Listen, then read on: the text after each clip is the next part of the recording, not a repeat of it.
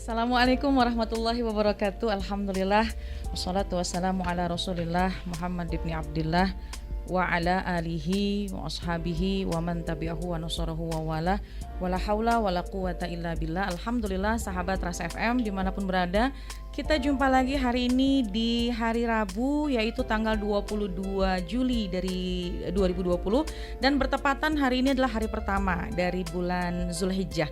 Ini mudah-mudahan hari ini kita bisa mengisi dengan kebaikan-kebaikan, dan khususnya hari ini pasti sahabat sudah menantikan program Cahaya Sore Premium, yaitu tanya jawab bersama dengan Ustazah Halimah Idrus. Kita akan bahas berbagai macam masalah, berbagai macam hal yang memang sumber pertanyaannya ini datang dari para sahabat semuanya yang sudah mengirimkan SMS di 0817195955. Dan alhamdulillah sudah di studio Ustazah Halimah. Assalamualaikum Ustazah. Waalaikumsalam warahmatullahi. Sehat insyaallah. Alhamdulillah. Saya juga ngelihatnya Ustazah makin sehat, mudah-mudahan Amin. dijaga oleh Allah Subhanahu wa taala. Amin. Ini Rabu ini adalah Rabu pertama di bulan Zulhijjah, Ustazah. Betul. Tapi Rabu ini adalah Rabu terakhir program kita ya, betul, Cahaya program Sore. Cahaya Sore Premium ini. Tapi mudah-mudahan bisa banyak bermanfaat buat teman-teman. Betul, insyaallah. Insyaallah ya. Sekurangnya di masa pandemi ini ada ilmu yang bisa Betul. didengarkan ya. Betul. Jadi makanya karena alhamdulillah banyak sekali pertanyaan yang masuk, nanti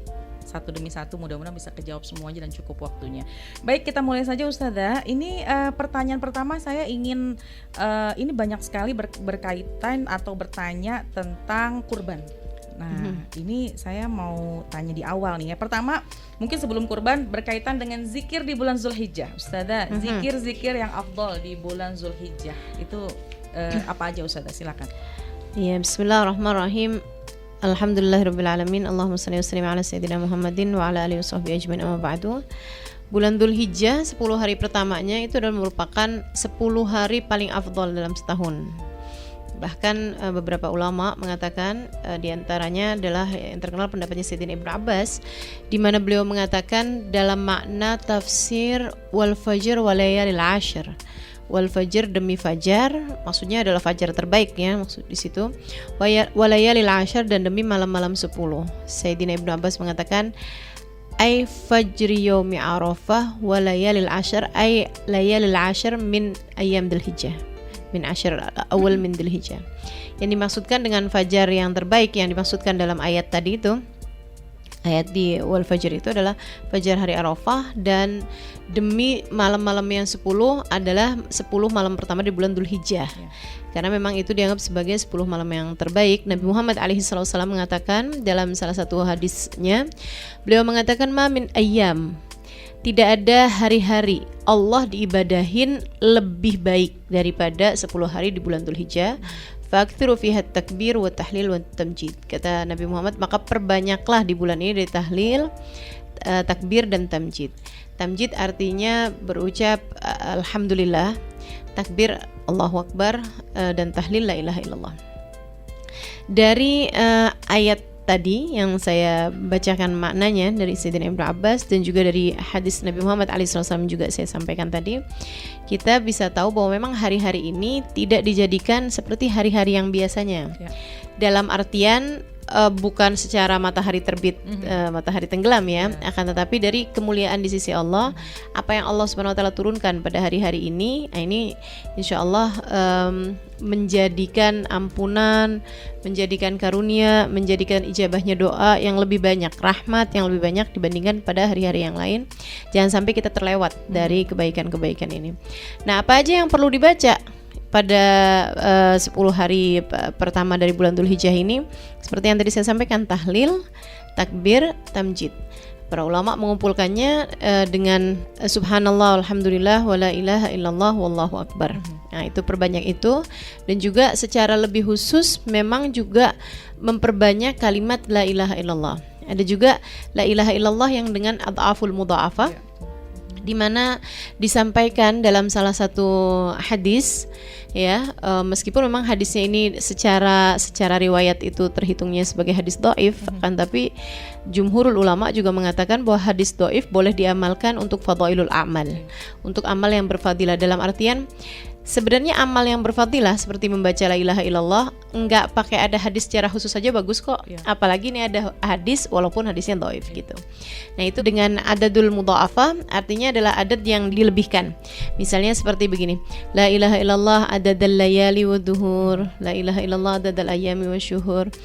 Nah ini juga boleh dilihat nih di akun Instagram saya juga, saya udah masukin zikirannya sehingga bisa dilihat bagi teman-teman yang tidak memiliki catatannya. Dikiran-dikiran yang seperti ini untuk kita baca pada 10 hari pertama dari bulan Dzulhijjah ini gitu. Nah kalau kemudian mau yang biasa-biasa aja misalnya, karena kan ini harus melihat kalau dikiran yang seperti itu tuh selain daripada dikiran yang itu misalnya gitu ya, saya kepengen nih ada yang bisa saya baca dalam 10 hari pertama ini. Nah itu para ulama juga mengajarkan kita untuk banyak membaca la ilaha illallah wahdahu la syarikalah lahul mulku wa lahul hamdu yuhyi wa yumiitu wa huwa ala kulli syai'in qadir. Gitu, itu yang mudah-mudahan bisa kita amalkan dalam hari-hari kita di 10 hari pertama dari bulan Dzulhijjah ini. Iya betul, karena ini bulan yang dimuliakan oleh Allah. Mudah-mudahan 10 hari pertama yang memang kita lebih muliakan Allah, mudah-mudahan kita pun juga dimuliakan oleh Allah. Amin, ya. Ini amin. yang kita harapkan. Ustazah, kita tahu bahwa di bulan Dzulhijjah ini ada namanya kurban ya. Ini banyak sekali pertanyaan yang berkaitan dengan kurban dan memang berbeda-beda pertanyaannya. Tapi dalam satu tema nih, Ustazah, pertanyaan mengenai kurban yaitu kalau punya sangkutan utang tapi mau berkurban itu hukumnya gimana? Atau mana yang didahulukan? Mana yang lebih didahulukan? Betul, antara membayar hutang atau dengan berkurban? ya. Jadi sebenarnya begini, hutangmu jenisnya apa gitu. Kalau hutangnya jenisnya yang memang jatuh temponya sudah harus dibayar, begitu kan ya.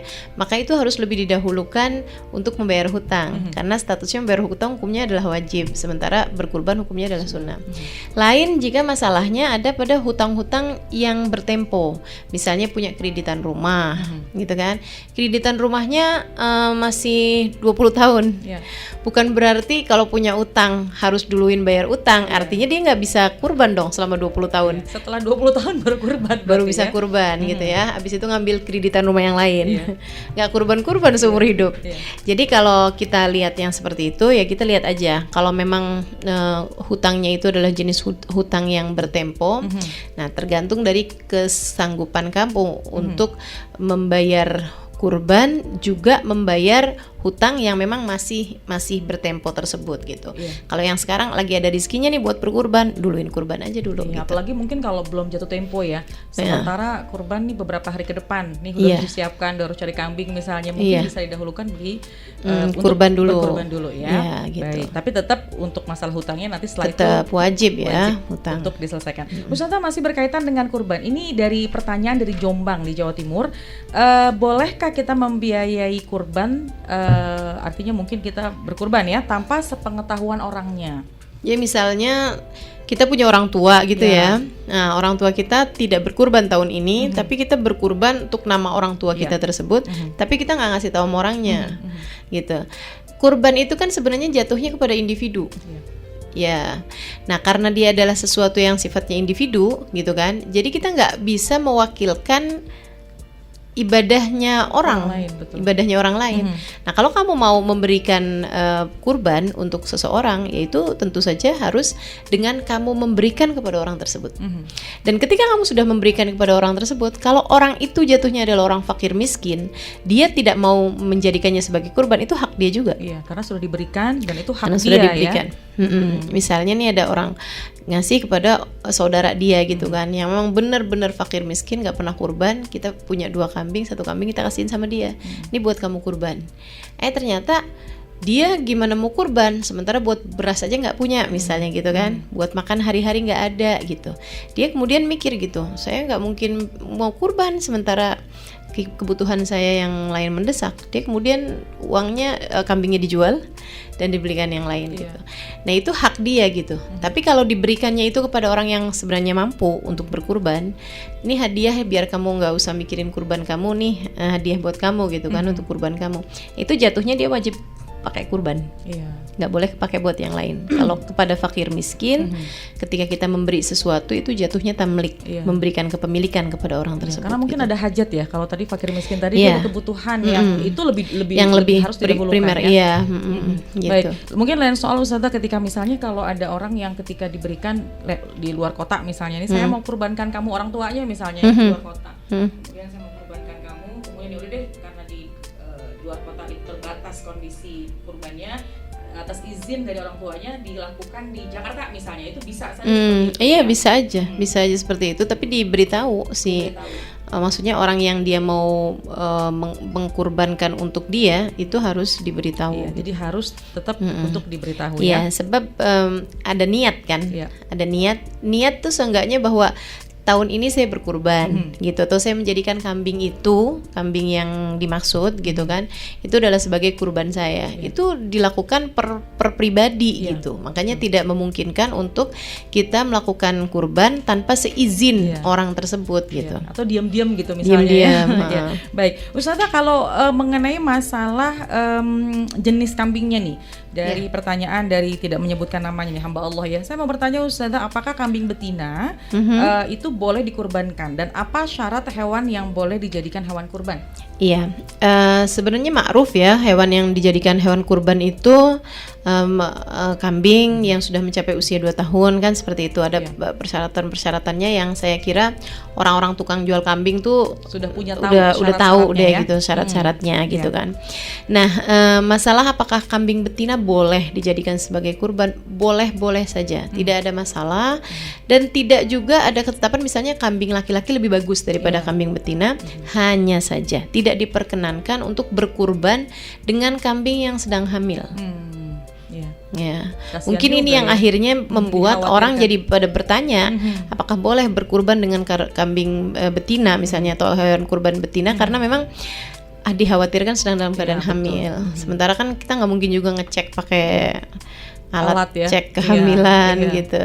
Nah, yang ngerti sih sebenarnya si tukang kambingnya atau ininya. Biasanya mereka juga merasa rugi sih kalau jual kambing yang sedang hamil. Dan biasanya mereka sudah punya standar, sudah punya prosedur, punya syarat ya. Jadi insya Allah dengan kita membeli di luar sana, apalagi orang yang biasa yang memang biasa jual ya, mereka udah tahu ya. Baik, Ustazah, masih berkaitan dengan Zulhijjah ini, banyak yang bertanya, kenapa kalau kita niat untuk berkurban masuk di tanggal 1 dari bulan Zulhijjah itu dilarang kita untuk potong kuku, kemudian juga memotong rambut gitu. Itu bagaimana Ustazah, dan bagaimana tuh hukumnya?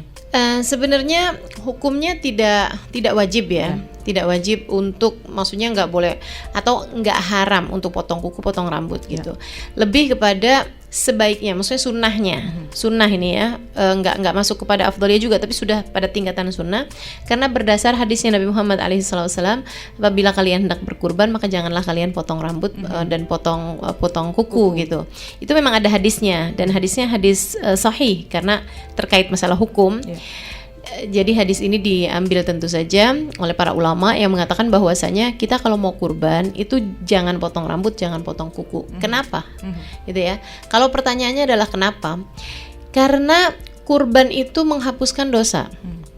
Sementara kan kita nih kan hari-hari anggota tubuh kita ketika berbuat dosa kan dengan seluruh anggota tubuh juga gitu. Maksudnya anggota tubuh ini kan ikut-ikutan gitu kan.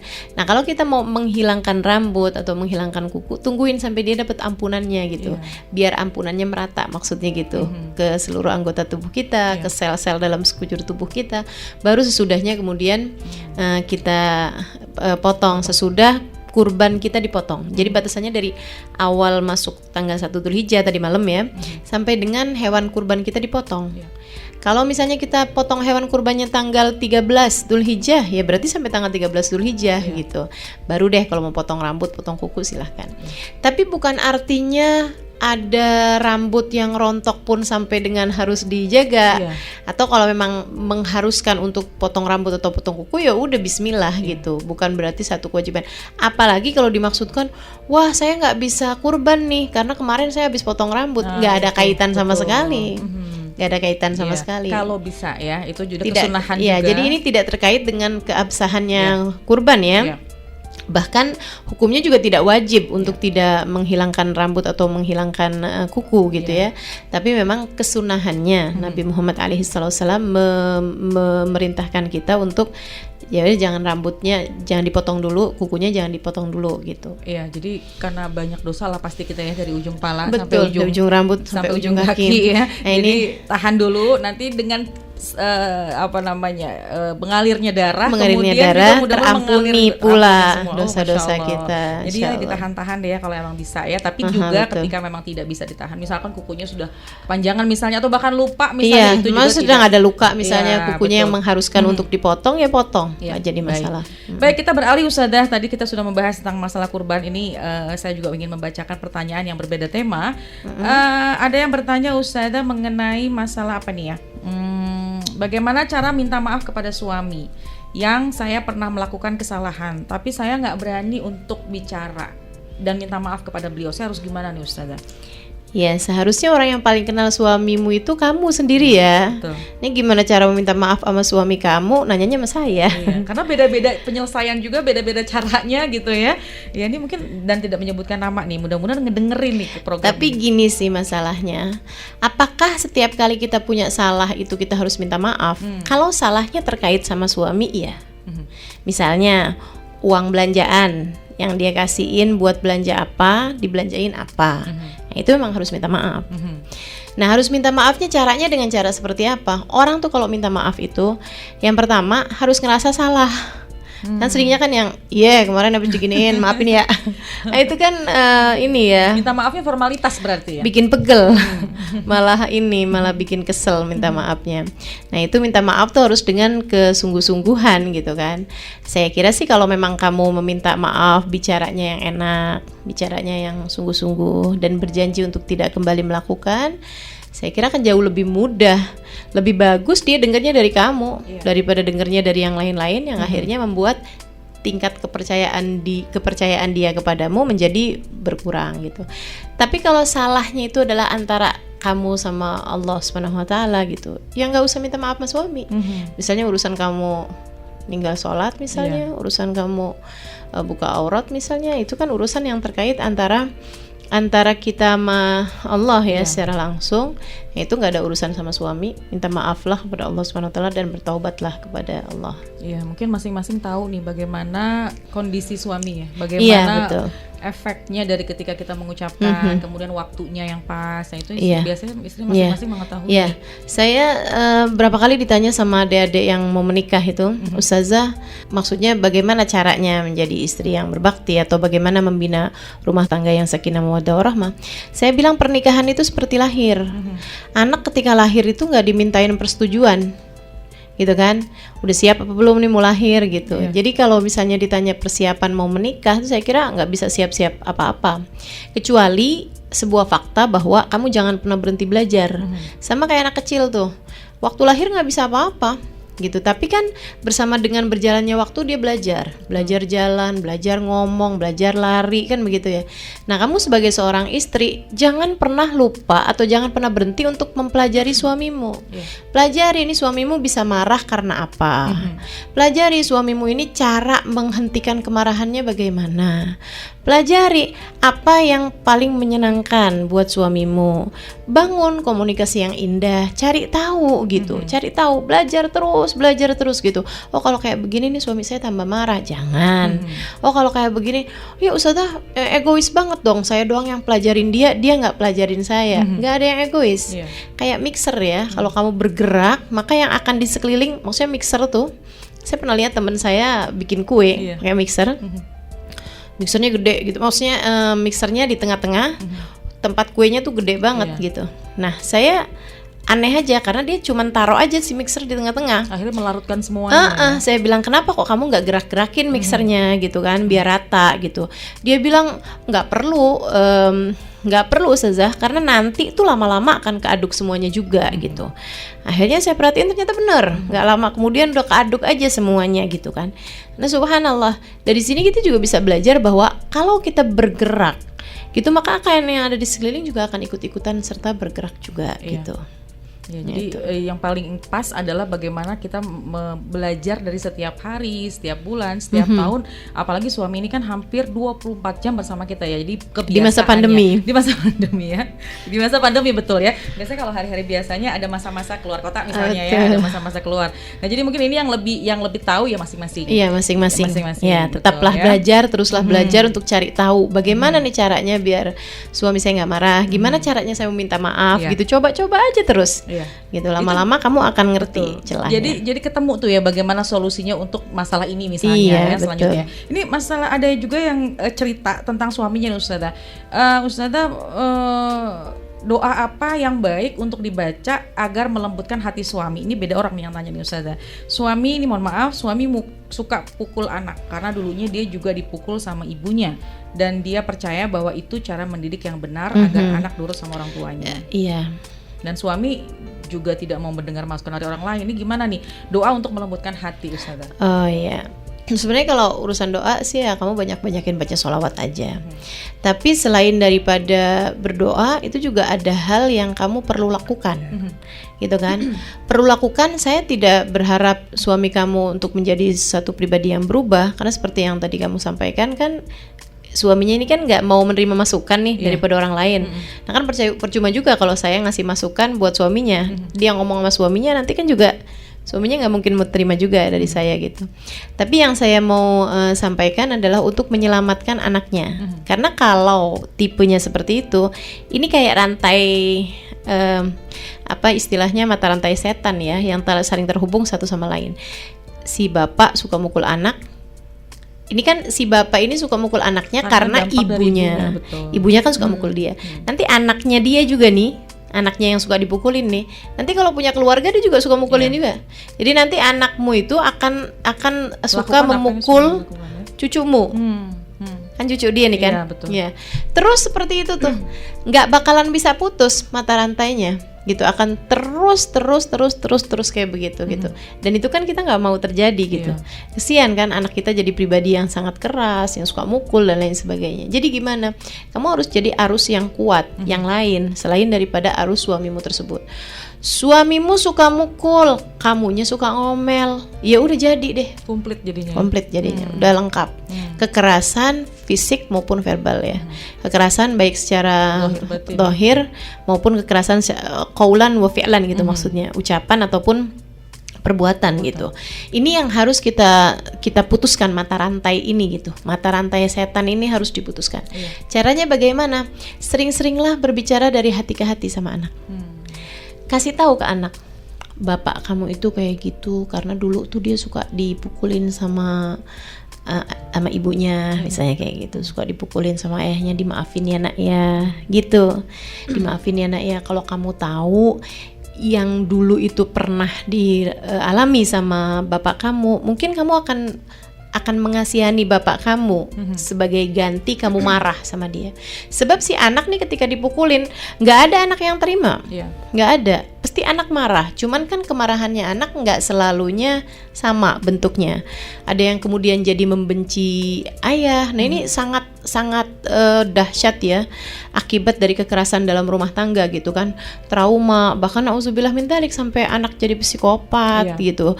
Jadi ada dampak lah ya dari perbuatan itu ya. Dari perbuatan kekerasan dalam rumah tangga, orang tua terhadap anak ini apalagi dipukulin gitu kan. Itu bukan hal yang mendidik sama sekali gitu. Nggak ada makna didikan dalam pukulan itu sama sekali. Jadi kalau kemudian si bapak ini melakukan hal yang seperti itu, coba bilangin sama anaknya, gitu kan. Udah agak susah nih mengendalikan si bapaknya, kamu ngomongnya sama anaknya aja. Kasih tahu bahwa si bapakmu itu kayak begitu karena begini. Minta anak untuk memaafkan, gitu. Anggaplah bapak sakit karena trauma dari masa dulunya gitu. Nah kita menghadapi orang yang sakit kan memaafkan, gitu. Orang melakukan sesuatu karena sakit, kita mau apa lagi gitu kan. Jadi kita mesti jadi orang waras untuk bisa memaafkan ayah tersebut gitu kan. Nah kemudian minta juga sama si anak untuk yang kamu belajar menghindari apa yang bisa bikin ayahmu marah itu gitu. gitu kan. Dan ibu di satu sisi ibu ini adalah justru melindungi ya, Iya. melindungi dan juga tidak menjelekkan ayah. Biasanya ada yang seperti itu. Jadi ibu akhirnya ada sisi melindungi, Yang tapi ada unsur-unsur menjelekkan ayah. Menjelekkan ayah. benci. Lebih parah lagi Ustazah, mohon maaf, lebih parah lagi kalau kemudian si ibu ini membela anaknya di depan ayahnya. Jadi semacam membuat peperangan nih ya, sekarang betul. ya. Perangnya akhirnya bukan cuman antara si ibu sama si anak yang akhirnya kemudian menjadi semakin lebih parah gitu kan. Akan tetapi gencatan senjatanya nih udah sama dua kubu yang sama-sama besar. Jadi antara ibu sama ayah. Begitu si anak dipukulin, ibunya berteriak, kemudian narik anaknya, kemudian berani-berani kamu pukul anak saya lagi, pukul saya aja. Waduh, ini jadi gencatan senjata yang Dan biasanya begitu ya, artinya secara naluri keibuan melindungi seperti itu, tapi caranya ternyata salah ya. Salah yang caranya begitu. salah. Ya. Jadi harus ada pendekatan hati ke hati dengan anak. Mudah-mudahan juga si anak diterima juga dengan hatinya tenang gitu. Betul, ya. betul. Itu ya. Nah, lama-lama saya kira sih dengan ibunya bersikap bijaksana, kemudian anak juga bersikap bijaksana ya, insya Allah tidak akan terjadi trauma, dan mudah-mudahan si ayah ini juga bersama dengan berjalannya waktu dan mudah-mudahan dia juga akan terus belajar gitu, dan insya Allah mudah-mudahan lama-lama akan berkurang dan semakin berkurang. Kan orang tambah tua tambah sabar biasanya. Tambah tua tambah sabar dan juga tambah cerdas memahami dan menyelesaikan masalah ya, apalagi dengan pasangan suami. Ibu Ustazah, ada juga pertanyaan berkaitan dengan suami istri ini. Assalamualaikum Ustazah, saya hamba Allah. Saat seorang istri ingin pulang ke orang tuanya dikarenakan suami tidak kerja dan sifatnya tidak mau bermusyawarah dengan istrinya, sang suami hanya menginginkan kehendak yang menurutnya benar aja. Apakah boleh seorang istri meninggalkan suaminya sendiri saat suami belum bisa memenuhi nafkah istrinya? Nah, ini masalah juga sebenarnya nih ya. Sebenarnya sih kalau memang secara hukum fikih memang boleh ya. Karena kan kewajiban suami yang pertama adalah memberi nafkah, yang kedua memberikan pendidikan agama, memastikan sang istri tersebut memiliki pendidikan agama yang mencukupi untuk hubungan dia sama Allah gitu. Nah, kalau yang pertama itu dia tidak laksanakan, maksudnya dia tidak memberikan nafkah. Nafkah yang maksudkan di sini adalah makanan ya, makanan, pakaian. Dan makanan pakaian itu juga yang standar, nggak kemudian yang dia wajib untuk GoFood tiap hari gitu kan, betul.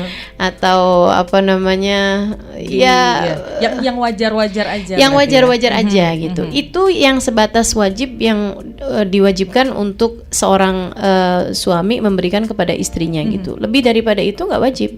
Jadi nggak wajib ngasih pulsa ke istri, itu nggak wajib. Nggak wajib ya, karena itu bukan kebutuhan wajar ya. Dan Betul. itu di luar kewajaran. Iya, maksudnya itu bukan standar gitu kan. Standar yang wajib bagi orang gitu kan, bagi orang untuk keberlangsungan hidup ya. Ya, Makan untuk biasanya ya, makan ya, dengan cara makan yang sama wajar. pakaian, udah itu aja sih sebenarnya. Tempat tinggal ya, tempat tinggal itu nggak harus punya, maksudnya mau kontrak ya, mau apa kayak gitu yang layak. Jadi kalau kemudian suami naruh istrinya di kolong jembatan, nah itu istri boleh menuntut cerai gitu, boleh balik ke rumah orang tuanya. Demikian pula kalau nggak dikasih pakaian yang bisa menutupi aurat dia misalnya, itu boleh minta cerai. Termasuk juga nggak dikasih makan gitu kan, itu juga boleh minta cerai. Tapi kalau misalnya nih kamu tahu sebenarnya suami kamu tuh punya kerjaan dan bisa pula menghasilkan, hanya dalam masa-masa ini nih lagi masa pandemi terutama nih Ustazah, kan ini banyak nih laki-laki yang kemudian di PHK lah, yang inilah, yang itulah, yang kerja serabutan, yang kemudian tidak menguntungkan, yang pulang nggak bawa uang gitu kan. Ini ada banyak yang dalam kondisi seperti itu. Kalau kamu tahu bahwa sebenarnya suami kamu itu adalah orang yang mau bekerja, orang yang biasanya juga kalau dia punya uang juga dia bisa ngasih sama kamu, ya bukankah sebaiknya kamu bisa menjadi pendamping di saat suka dan duka? Iya betul. Bukankah sebaiknya kita sebagai seorang istri kan juga, kamu nggak nikah bukan cuman karena kepengen ada yang menafkahi kamu aja gitu kan. Kita nikah kan bukan cuman karena urusan itu aja, urusan ada yang bisa ngasih saya makan gitu. Kamu harus ingat bahwa yang ngasih makan tuh tetap aja kok, sama aja. Kamu belum nikah atau kamu udah nikah, bahkan dari sejak kamu berada dalam kandungan, sang pemberi nafkah tuh cuma satu, namanya Allah. Itu jangan sampai keimananmu kepada Allah itu kalah sama yang kamu lihat nih di masa sekarang bahwa suami sedang tidak bisa memberikan nafkah. Coba dipikirkan apa yang bisa meringankan beban suami dalam memberikan nafkah itu. Apa yang bisa kamu kerjakan di masa-masa kondisi yang sedang sangat sulit ini? Apa kamu mau jualan online kah? Apa kamu mau bikin masakan-masakan yang kamu enak bikinnya untuk kamu jual misalnya gitu. Atau saya kira ada lah ya pilihan-pilihan pekerjaan yang bisa kamu kerjakan di masa-masa ini untuk membantu perekonomian keluarga. Apalagi mohon maaf, kalau di masa-masa sulit seperti ini orang tua kamu kemudian dia memberi kepada kamu gitu ya sebagai bagian daripada dia memberi kepada anaknya, itu kan jauh lebih bagus lagi gitu. Nggak jadi masalah kok buat orang tua kamu ngasih walaupun kamu udah menikah, itu juga termasuknya sedekah kalau memang kamu dalam keadaan susah gitu. Nggak jadi soal. Selesaikan masalah dengan kepala dingin. Kamu harus tahu bahwa perpisahan, perceraian itu bukanlah keluar dari masalah. Seringkali malah masuk kepada masalah yang lain lagi. Iya, dan membuat masalah baru lagi biasanya. Iya, betul. Membuat masalah yang baru lagi gitu. Iya, jadi fokuslah mungkin kepada hal-hal yang baik, apalagi mungkin yang menikahnya lebih dari setahun 2 tahun misalnya ya. Betul. Banyak sekali perjalanan kebaikan yang mungkin suaminya nih memberikan kebaikan, dan mungkin fokus kepada itu jadinya hilang tuh yang kurang-kurang 1-2, mungkin seperti itu Ustazah. Iya. Jadi apalagi berkaitan dengan masalah tidak mau musyawarah, kemudian juga belum bisa memenuhi kebutuhan nafkah misalnya. Tadi yang saya sampaikan kalau memang bisa kita bertoleransi atau mungkin kita membantu, itu lebih baik. Iya, itu lebih baik ya. Atau gini, kalau pertanyaan kamu, suami saya nggak mau musyawarah sama kamu, ya kamunya aja yang nanya. Tapi nanyanya itu, kenapa banyak suami-suami nggak suka ketika ditanya sama istrinya?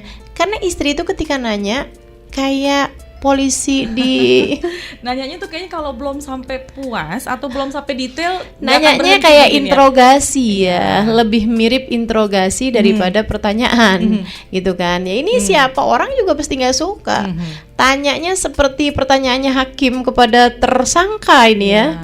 Nah itu kan jadi kan susah gitu suami mau jawabnya. Tanya yang enak gitu kan, suguhin es teh atau teh panas gitu kesukaan dia gitu kan, adem hatinya, adem dulu hatinya, enak cerita-cerita apa dulu yang lain-lain gitu. Nah nanti kalaupun ini juga kayak iseng aja gitu, urusan kerjaan gimana sekarang mas gitu.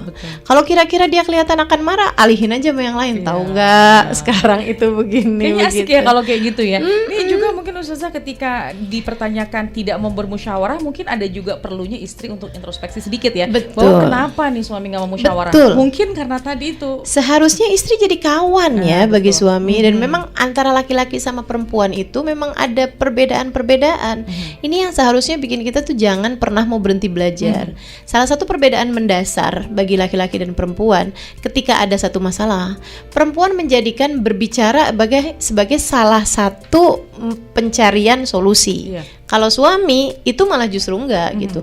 Dia cari solusinya dulu, dia udah dapat solusinya, baru dia bisa cerita itu kepada istrinya. Iya, betul.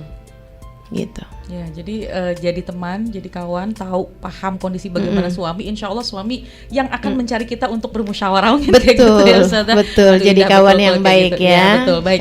Ustazah, kita beralih lagi tema berkaitan dengan masalah ilmu nih. Ada yang bertanya dari Singapura nih Ustazah, alhamdulillah.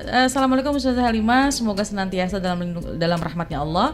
Saya dari Singapura ingin bertanya, kalau kita ingin menuntut ilmu dan mengamalkannya, apa yang harus kita pelajari terlebih dahulu? Ilmu apa yang harus kita pelajari terlebih dahulu? Disebut oleh para ulama dengan istilah ilmul hal. Ilmul hal itu adalah ilmu yang diperlukan secara halan, secara sekarang, di masa sekarang gitu. Artinya bahwa kita wajib mempelajari ilmu yang kita butuhkan sekarang, yang kita perlukan sekarang, yang kita urgent secara sekarang ini di masa sekarang. Artinya bahwa kalau dalam masa-masa jauh dari haji gitu ya, atau tahun ini kan nggak ada haji nih gitu kan, kita nggak wajib mempelajari hukumnya haji. Tapi kan yang kita wajib pelajari adalah hukum sholat, karena kan kita hari-hari nih ngerjain sholat gitu. Apakah sholatmu udah benar? Artinya adalah kita wajib mempelajari ilmu fiqh. Itu terlebih dahulu. Kemudian lagi ilmu mengenai keimanan, sehingga kita berkeyakinan kepada Allah dengan keyakinan yang benar, berkeyakinan terhadap baginda Nabi besar Muhammad sallallahu alaihi wasallam dengan keyakinan yang benar, dan juga kita secara mantap mengimani apapun yang sudah diberitakan oleh baginda kita Nabi besar Muhammad alaihi wasallam tentang akan adanya yaumul mahsyar, tentang akan adanya hari kiamat, tentang adanya alam barzah, begitu kan ya, dan juga tentang akan adanya sirat, jembatan, hari hisab dan lain sebagainya. Itu semuanya adalah merupakan bagian dari keimanan yang wajib kita ketahui dan karenanya wajib kita pelajari. Selain daripada itu, karena manusia itu memang terdiri dari 3 unsur, yaitu badannya, dan itu terkaitnya sama fiqh seperti yang tadi saya sampaikan, akalnya yang terkait dengan keimanan, keduanya harus kita pelajari ilmunya sampai akal kita benar, kemudian badan kita benar. Yang ketiga, unsur yang ketiga adalah hati. Kita harus pelajari perjalanan hati kita menuju Allah. Apa aja sih yang bisa ngerusak? Gimana sih biar hati kita tuh jadi tempat yang layak buat Allah Subhanahu wa taala turunkan kebaikan-kebaikan. Kita pelajari tawakal, kita pelajari qanaah, kita pelajari riya yang bisa ngerusakin amal sehingga kita menjauhinya. Kita pelajari hasud, kita pelajari takabur atau sombong gitu kan, kiber dan lain sebagainya. Kita pelajari untuk kita bisa menghindari atau menjauhi dari sifat-sifat yang bisa merusak diri kita itu gitu. Iya, apalagi ketika belajar sambil introspeksi meningkat kualitas, masya Allah ya, itu yang kita cari ya mudah-mudahan. Dan Ustazah ada yang bertanya, kalau mau belajar ini kan biasanya suka ada hafalan, ini gimana Ustazah caranya supaya mudah menghafal? Menghafal yang wajib dihafal itu dari bacaan sholat kita, kemudian juga bacaan-bacaan Al-Quran yang memang wajib untuk kita hafalkan ya, seperti surat-surat pendek, kemudian juga surat Al-Fatihah tentu saja, dan surat-surat atau ayat-ayat yang biasa dijadikan sebagai zikir. Nah, kalau ada orang dalam masa proses menghafal yang lebih besar daripada itu maksud saya, nah itu bagaimana caranya biar hafalannya itu bisa lebih cepat atau nggak cepat hilang gitu ya? Terus dimurojaah. Nggak ada cara menghafal kecuali dengan terus mengulang. Murojaah itu mengulang gitu kan. Jadi ulang terus saja gitu. Terus diulang, nah, insya Allah akan jadi cepat menghafalnya. Kemudian biasanya setiap orang punya waktu yang berbeda-beda. Bahkan dari kecil itu udah kelihatan kapan waktu paling maksimal untuk membuat kita cepat menghafal.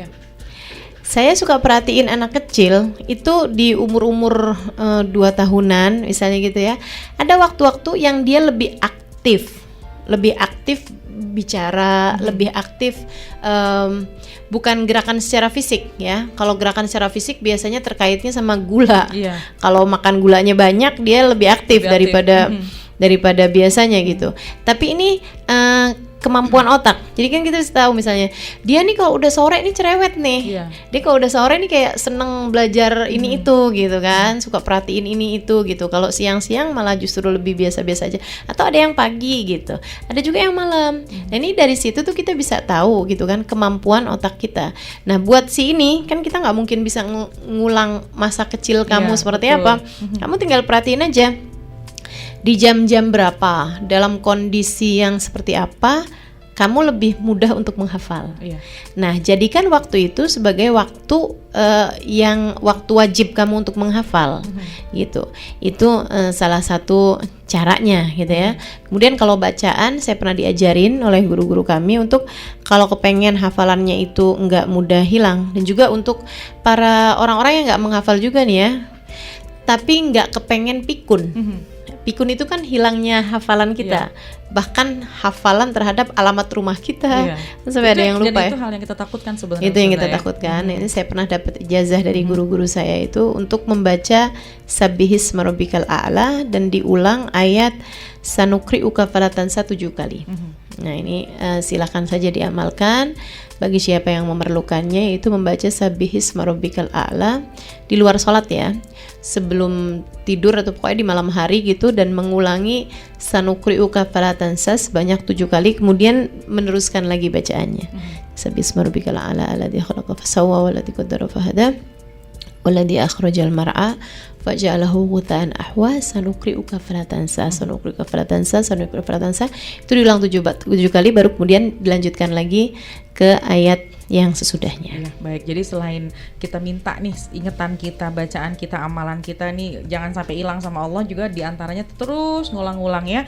Dan yang pasti dengan begitu hati juga jadi enak. Ini Ustazah, yang berkaitan dengan hati nih, saya mencoba membacakan pertanyaan dari Instagram Ustazah Halimah dari Mika Fernisia.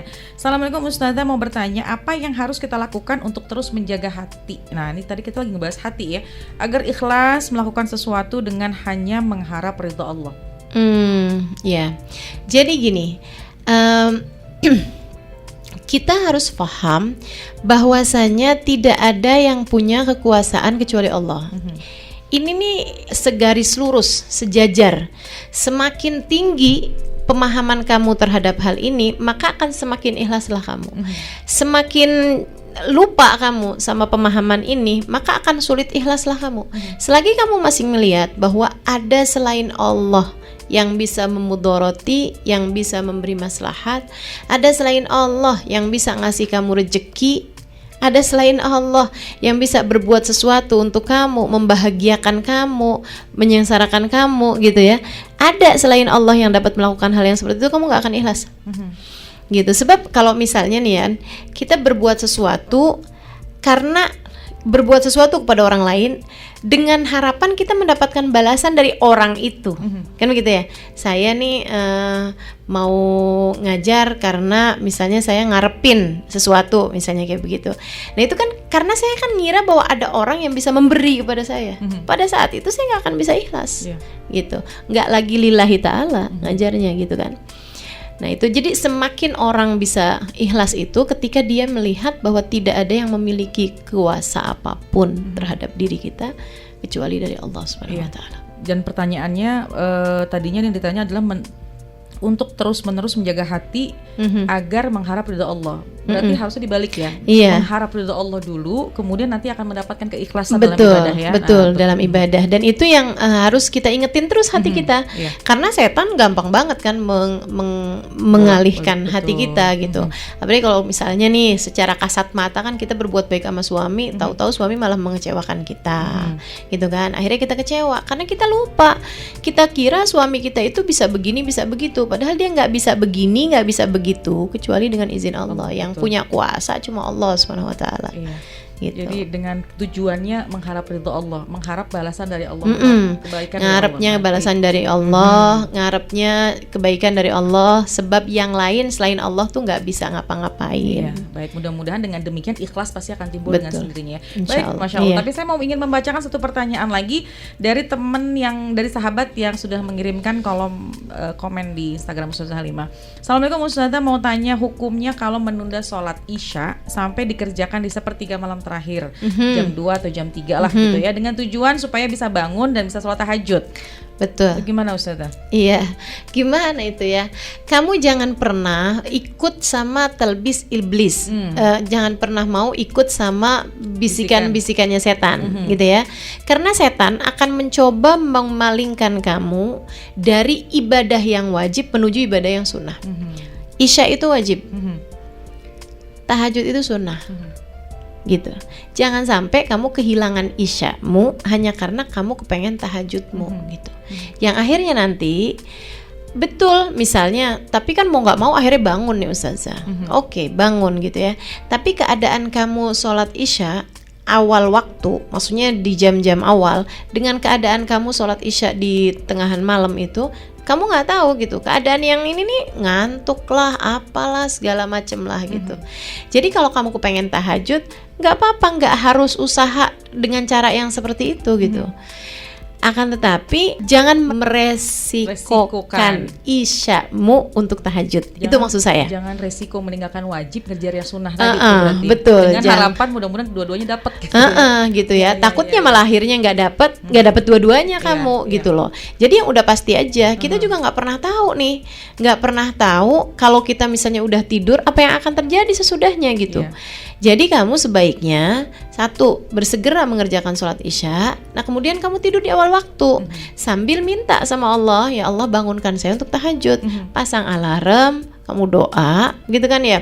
Dan saya mau ajarkan nih salah satu bacaan yang boleh diamalkan untuk bisa bangun tahajud adalah untuk membaca akhir surat Al-Kahfi. Akhir surat Al-Kahfi dibaca 4 kali gitu ya. Dibaca akhir surat Al-Kahfi 3 kali atau 4 kali. Nah, kemudian sesudahnya berdoa, minta sama Allah Subhanahu Wa Taala, ya Allah bangunkan saya pada jam sekian. Insya Allah gitu, kalau punya niat besar, insya Allah dibangunkan untuk mendapatkan tahajud juga. Karena gitu. biasanya setan itu kan memalingkannya dengan cara yang begitu ya. Jadi nggak langsung spontan, nggak sholat isya gitu ya. Tapi nanti aja deh sholat biar sekalian bangun tahajud, begini begitu. Ketika waktunya ditidurin juga sama setan ya. Nah ini yang biasa khawatir seperti itu. Ya. Itu juga. Dan juga yang keduanya, ada hadis yang diriwayatkan dari para sahabat tentang baginda kita Nabi Muhammad SAW. Karihan Nabi al-kalam ba'daha wa naum qablaha. Tentang sholat isya. Nabi Muhammad SAW nggak suka bicara, ngobrol sesudah sholat isya. Dan Nabi Muhammad nggak suka tidur sebelum sholat isya. Iya. Ya jelas kalau kita mau ikutin Nabi berarti ikutin Nabi. Ya, betul. Itu tuntunan kita ya. Betul. Jadi sholat isya di awal waktu, kemudian habis sholat isya langsung tidur supaya nanti malam nggak terlambat. Betul. Kemudian juga sebelum tidur ya berdoa ya sholat isya dulu. Takutnya nanti kesiangan nggak dapat dua-duanya ya. Baik apapun tujuannya, tadi mungkin khawatirnya itu tadi yang Ustazah Halimah sampaikan, khawatirnya itu bisikan-bisikan setan yang memalingkan perkara yang kita kejar sunnah, tapi sampai meninggalkan yang wajib ya. Baik Ustazah, terima kasih banyak. Ini masih banyak banget pertanyaannya, cuma waktunya sudah terbatas dan saya ingin mengucapkan terima kasih sudah mau sama-sama kita mengadakan kajian. Silakan Ustazah untuk menyampaikan kalimat penutup. Di hari-hari ini kita diingatkan dengan ibadah kurban, ya, dan inti daripada ibadah kurban adalah kita mengorbankan apa yang kita sukai untuk zat yang paling kita sukai, yaitu Allah Subhanahu Wa Taala. Maka belajarlah pula untuk mengorbankan dari waktu kita korbankan buat Allah Subhanahu Wa Taala. Kita korbankan dari harta kita untuk Allah Subhanahu Wa Taala. Kita korbankan rasa kita, rasa ngantuk misalnya untuk tahajud, rasa lapar misalnya dengan kita puasa gitu. Semakin banyak pengorbanan yang kita lakukan dalam kehidupan, akan semakin besar pula lah cinta Allah Subhanahu Wa Taala kepada kita. Taqabbalallah minna wa minkum taqabbal ya karim. Terima kasih, mohon maaf billahi taufiq wal hidayah. Afu minkum. Assalamualaikum warahmatullahi wabarakatuh.